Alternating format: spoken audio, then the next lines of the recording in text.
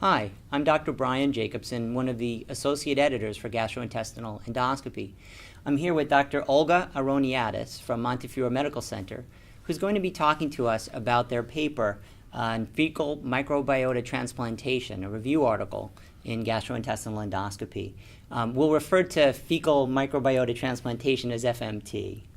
So first, may I call you Olga? Of course. So can you tell us, is this a new technique? So fecal transplant's been around for a long time. It's certainly not a new therapeutic modality. It's been around for more than 1,700 years. It was actually first reported in 4th century China. And then it was used for severe diarrhea and food poisoning. And then later on in China as well, in the 16th century, they started using it for vomiting, fever, pain, diarrhea. And at that point in time, they called it actually yellow soup to make it a more palatable name. I don't know how palatable that is, but yeah. And then later on, it was used in veterinary medicine in the 17th century.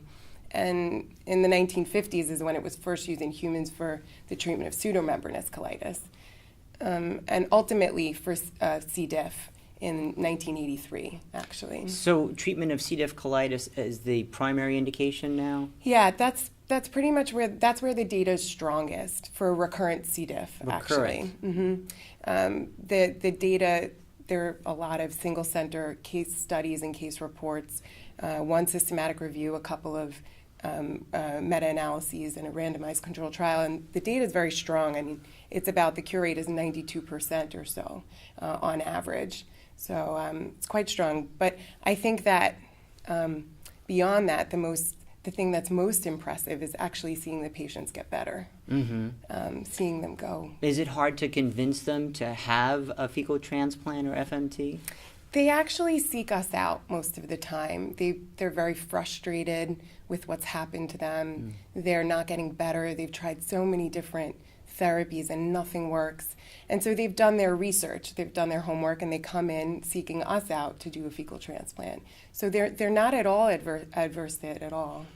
Is it hard for the donor? Do they have to undergo some testing, and is that covered by insurance? They do have to undergo testing, quite a rigorous testing actually. First, we ask patients a series of questions if they've had antibiotics over the past 3 months, or if they've had any high-risk sexual behaviors, tattoos recently, piercings recently, a whole list of various questions. And then they do undergo stool testing and serologic testing as well.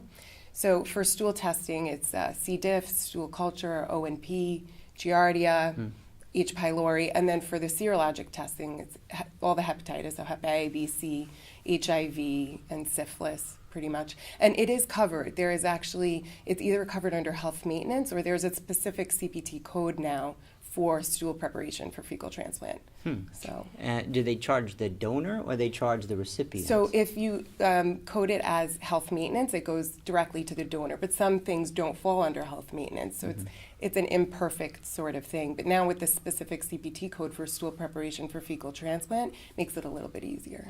So what is the sort of protocol you follow at your institution? So we do it colonoscopically at Montefiore, and that's pretty much because that's the way Dr. Brandt's always done it there.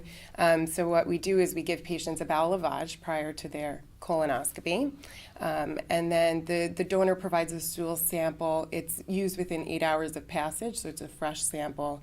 It's taken and blended with 250 to 300 cc's of normal saline. In a blender? In a blender or a hand mixture. Actually, you can mix it by hand or you can blend it. The patient usually brings in their own blender. Okay. And then the patient undergoes a colonoscopy. Once you reach a cecum, we infuse the full volume in the cecum. And it's not a colonoscopic exam meant to really analyze the mucosa. You infuse the suspension, and then you come out quickly. So you're not infusing as you withdraw. It's all put in the cecum. That's right. Okay. Yeah. I know some have reported using nasogastric tubes to deliver the fecal transplant. Is there any data to support one versus the other? So we don't. So a lot of people avoid using nasogastric route now because there's a risk of aspiration, which is just really unpleasant. So nasoduodenal tube is used more commonly now. However, the success rates seem to be higher with colonoscopic FMT than with the nasogastric route. So that's one of the reasons we don't perform, we rather perform it colonoscopically. The other thing is that in the studies that they've done, patients seem to prefer the colonoscopic route as opposed to the oral route. It's just more acceptable and palatable for them. Yeah, I can see where they're coming from. Yes. Do you foresee other uses for FMT? There have been several uses reported for GI diseases. The data is by far the strongest for recurrent C. diff, but there is some data supported its use in IBD and IBS and chronic constipation, and then there are some non-GI diseases, a spattering of case reports for patients with Parkinson's disease and MS, myoclonus dystonia, various. Wow. Obesity, yeah. A cure-all for anything that ails you. So as long as, but now I understand you also need an IND from the FDA. You do. Right? So things have changed with the FDA. The FDA regulations have definitely made it more difficult to perform fecal transplant. I mean, look, the FDA has a job to do, and their job is to protect patients and to make sure things are safe for patients. And we don't know the long-term side effects for fecal transplant yet. And it's going to take 10 to 20 years for us to determine that.